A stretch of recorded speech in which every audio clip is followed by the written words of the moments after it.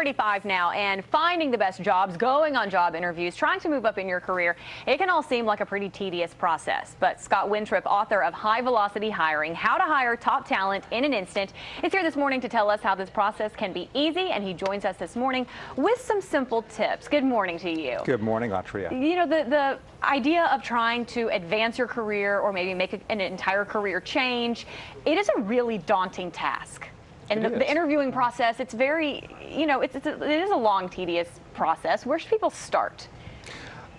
I like that you say it's tedious. In some ways, I think it's kind of like dating. It can be tedious and scary. So if you think about that analogy, the place to start is really think about what you want to achieve. So if you're looking for the perfect match in dating, you'd think about who you want to be with. It's the same thing on the job front as well. Who's the right employer, who's a fit for you and your career and what you're looking to do. And you actually say that you should find companies that you believe in. Why? Because it's not going to work if you don't. If you can't believe in a relationship, be it a personal relationship or an employment relationship, it's going to be very hard to get out of bed each day and go to work. Versus if you believe in the relationship, you're going to leap out of bed or at least get out without grumbling and want to go to the place you're going to work each day. Okay, so let's say we've narrowed down where we want to work, or at least the industry that we want to work. Where's the best place to find some of those jobs?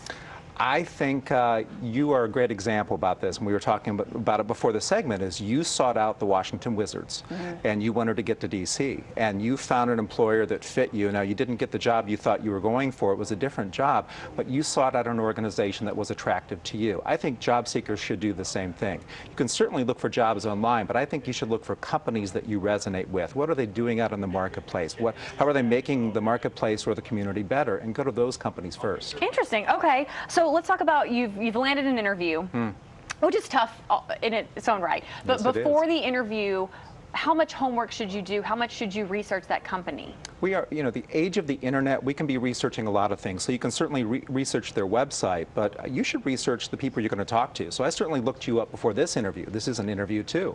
I wanted to know who I'm talking to, because an interview is a conversation. It's a dialogue between two people. If I have a head start at knowing about the Washington Wizards, we can start the conversation there and grow it from there. So research the company, but also the people as well, is one of the best things somebody can do to prepare. And you say to say a little and ask a lot. Ah, yeah. In the interview. Well, yeah, and that's the opposite of don't blab. Now, you and I are in the, no offense, in the business of blabbing. Right. We run our mouths for a living. In an interview, it is death to your career. It's a death to your future. Companies don't want people who are going to come in and run their mouth and talk about how great they are the entire time. They need people who can listen, who can dialogue, who can solve problems. So don't blab, say little, and ask lots of really good questions is a great way to show interest and show that you can speak succinctly as well. Because you need to show you're as interested in the company as they maybe potentially are in you.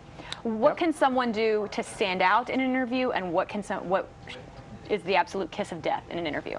Well, besides don't blab, the kiss of death is to do what I call the tell, sell, and swell. So you tell the interviewer what you think they want to hear, sell the best parts of yourself, and then try and swell their ego. That's what all interviews look like. Instead, I suggest to people offer proof, not promises. So if we were interviewing for a sales role, you're the interviewer, I'm the interviewee, and you're interviewing me for sales, and you ask me, how do I sell? I would say to you instead, let me show you.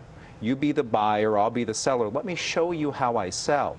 It actually speeds up the process. I'm proving to you that I can do the job, versus interviews are often about talking about doing work, which is not a very good indicator of somebody's fit. Interesting. Okay. And what questions should I be asking my potential employer? Well, there's two types. You know, the first one is very simple ones like, why me? What was it about my resume that interested you? Another one is, why now? Why is this a good time?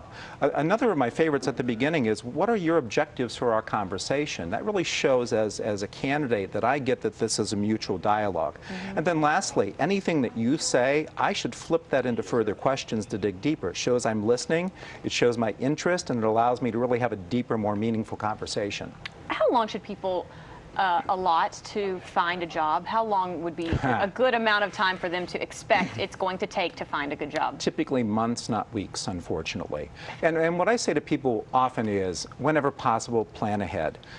It's easier to find a job when you're employed, and you certainly still have to do it if you're unemployed. But you know, the position of power that interviewees are in is when they have a job right now. You can take more time. You may not be in an ideal situation, but you can give yourself the time you need to find the right thing. All right, and the book, High Velocity Velocity Hiring. It is available now everywhere. It is, yes. All Just right. came out. Thank you so much. Appreciate Thank you, all the Autria. tips. And best of luck to all the job seekers out there.